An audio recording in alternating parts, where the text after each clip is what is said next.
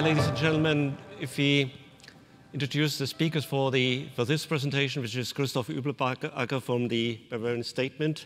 Thanks, Christoph, for coming over and supporting Romain Waidelich from INORCOAT, a project we're talking about new approaches on reusing dyes, talking about decoating, repolishing, and recoating.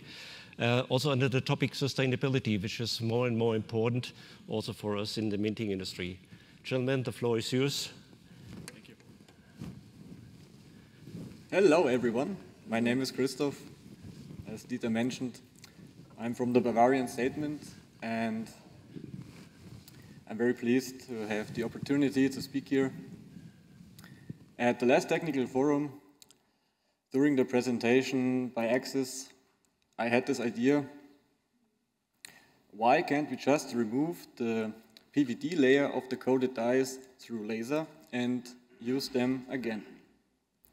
Afterwards, I told Romain about this, and he said, no one ever came up with this idea before.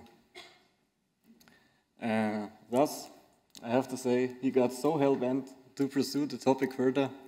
On that note, Romain, please keep going and show us the results. Thank you, Christoph. Yeah, so thank you, Christoph, for the short introduction. So my name is Romain Waidelich. I'm the founder and the owner from INORCOAT. I think most of you knows me already. Since a lot of years, I'm active in the minting industry. So this was a very interesting discussion we had last year during the technical forum. And we come out with this idea why we don't just use a laser not only for engraving, but also for the decoating of the dyes. And after that, we started actually a long development around PVD coating and around dye production. So on the first slide, you will get a fast overview about what we will speak today. First topic will be the coating itself. What is the outcome of the coating? Then we will have a look on the decoating. Then we will look on the recoating, on the repolishing and the recoating. And then we will speak about how to apply this also on other dyes than circulation dyes. So I think PVD coating, I don't need to tell you too much about it. A lot of mints are using already PVD. We can make chromium-based coatings, titanium-based coating, or whatever. The aim is actually, at the end of the day, is that you have no formation of chrome-6 during the process. This is also the reason why it's seen as an environmental friendly solution. Another aspect, it's very simple to incorporate in a production facility. You don't need to take care of chemicals, etc., etc. What we could see in the last years, I've made a lot of presentation already about the topic, is the big differences between the performance of the dyes, depending on the mints, depending on the dye designs, etc., and also depending on the approach how to produce the dyes. But this we will speak a little bit later. We had tremendous results in Croatia during the Euro introduction, where we could see that they were able to produce a whole volume with 290 dyes, which is a very low amount of dyes when you are thinking how much coins they had to produce. So let's go a little bit into the topic. So as every coating, sometimes you can have an issue, it can fail. You can have also defects within the dye material itself. You can have defects which are just happening because of wrong processing in a machine, or problem with blanks or whatever. So what we can see here is actually a real Euro die which has a defect. So a first step what we have done was a cleaning of the die. And after that we were able to decoat the coating by classical laser processing. So we were using a standard axis laser which was available in that case, and we were able to take the coating out in very short time. So we make some analysis on different kind of coatings. For example, here we make a test. We applied a coating which was not good in this case. We made it by purpose. And you can see on the left side, so the coated area, on the right side, the decoated area.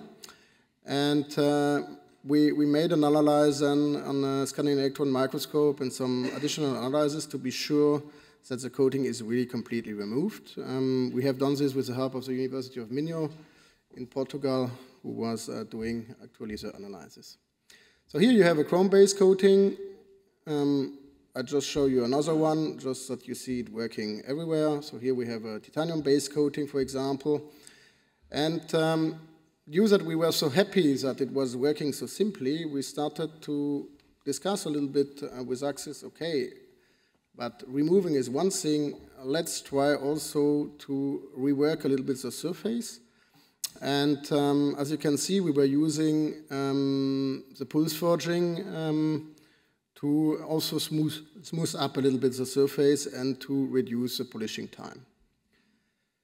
So after the decoating, you have a rough surface, and standard next step is a repolishing. So what are the possibilities? Possibilities is the standard hand polishing, but then you also have the machine polishing, which I will explain a little bit more about in the next slides. And then we have the pulse forging, which is already reworking a little bit the surface, but it's not enough actually. You still need to repolish when you want to have a mirror surface. So that's a combination. So what are the results?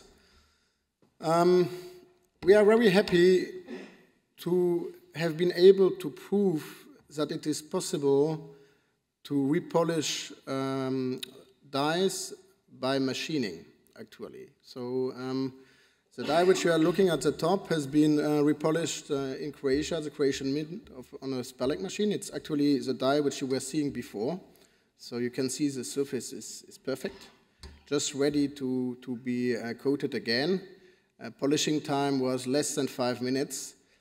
And the big advantage about this is we can assure a repeatability of the quality of the surface, whoever is polishing it. And as you know, polishing is always a big topic, depending of the way how you are polishing, depending of the operator, actually, of the person which is polishing, you can have a lot of different results. So I also spoke to Rösler because I wanted to also show what is available on the market, and they also told us, yeah, we are also doing it in Spain, and they provided us a picture so we can see both suppliers have a possibility to supply a solution, and it's up to them then to explain you more the details. After the polishing, nothing else to do, we just do the recoating, and I could be finished with my presentation. So we will summarize the aspect on the circulation coins. We have a process which is now completely in machine hands, so we are able to have repeatable results. We can rework the dies very simply by existing machineries. Most of you have laser machines. And we can use this process a lot of times. So what can we say? Here we can put a mark because it's working. Yeah, we know in Croatia they have implemented this process and they are happy with it and it's working and they can just do it. I think we never reworked a die in so short time to be ready for production. Let's go to the next step. I think circulation is under control. Problem is sometimes the proof coin. When you are thinking of a proof die, it's always a mixture of different variables. So one of it, it's the die material, the way how you are engraving it, then the defect-free surface, reason to be proof, optimize polishing to have a good surface, and at the end of the day, a PVD coating, which is also giving a benefit for the dye life and also supporting to keep the dye shiny. What's happening with conventional hand polishing is, depending on the dye material you have, that you can have a very high porosity in the material. This porosity can be a problem. Why?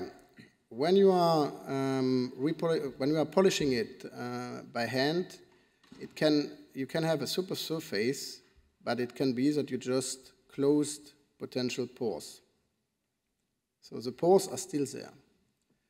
So I made a slide because sometimes when people were still using galvanic chrome plating, they were asking me, we don't understand. Now we have a different surface after the plating, but the dye was perfect, etc., etc. So what's happening is actually that when you are doing a PVD coating, the first step is normally plasma activation or plasma etching, where you have to take out all the oxides which are on top of the coating to make sure that you can have a good adhesion. It can happen, depending on the material, depending on your etching process, that closed pores are getting open again. And then you can have the situation, actually, that the super surface is not so super anymore. But this is not related to the PVD coating itself. It is really related to the way how the dye material is, how it has been produced, which batch it is. It can be you have a super batch, super situation. You get the next batch of dye material, same steel, but it's behaving differently. So you have to adapt your way of your polishing and make sure that you don't have these issues. So, knowing this problem, I was again speaking with our friends from Spalek and from Rösler to say, hey, now we can see it in circulation coins, we have a solution which works, which seems to be viable. Let's start to work on it on proof dyes, or especially on mirrored surfaces. So, what we have done, we took dyes which were mirror polished, we decoated them to have a rough structure, and we analyzed it. So what we could see when we were analyzing is that we had a kind of leather skin structure, and also that we could see a lot of pores, actually, from the dye material. So we said, okay, let's make a machine polishing, first of all, to have a good roughness, but also, by the machine polishing, we are not closing pores because we are not actually pushing material inside the open pore, so we are really taking material away. And we could see that, yes, roughness is good, but we have still some work to do because every time that we were eliminating a pore, we were opening another one. So, the status that we have today is this one. We can see that we can have a good surface, we can have a very polished surface, but we still have problems with the pores. So it, for us, means that we have to have a closer look on the materials itself and to work also with the steel manufacturers to define which could be the right materials which would support us to make it possible to eliminate this problem. We made the same trials with Rösler. You can see it also on these images. Same results, doesn't change. We always find pores. So then we say, let's take a real dye. So we take a real dye, and we say we go to the maximum extent, so even polishing the design away. And also here you can see you have a super mirror polished, so it's proven that we can do, by this kind of machine polishing, a super surface. But, again, we have the problem with the pores. So, to end my presentation, we want to work on a vision where we first of all classify what is the perfect surface finish. in working it by machine polishing and not by hand polishing to eliminate the problem of the human, which is not consistent, which is normal, that we are sure repeatable results, and at the end of the day, we find the perfect combination of dye material, engraving, polishing, and PVD coating to have the best result possible. I'm sure that this will not be very fast and very easy, because at the end of the day, as I mentioned, there are a lot of topics on this. You can have one very good batch of dye materials, the next one can be bad, yeah? And then you have to rethink your process. But globally, I think what I also want to show with this presentation is what gets in, gets out. If the surface is not perfect for the technology, for the PVD technology will not make it better. And this is, I think, something which is also quite important to overcome this aspect, to then be ready to develop real solutions which gives this consistency. So yeah, I finished my presentation. So that's our wish, that we start to make it doable for 2025. And I'm sure that the various suppliers will be ready to work on it.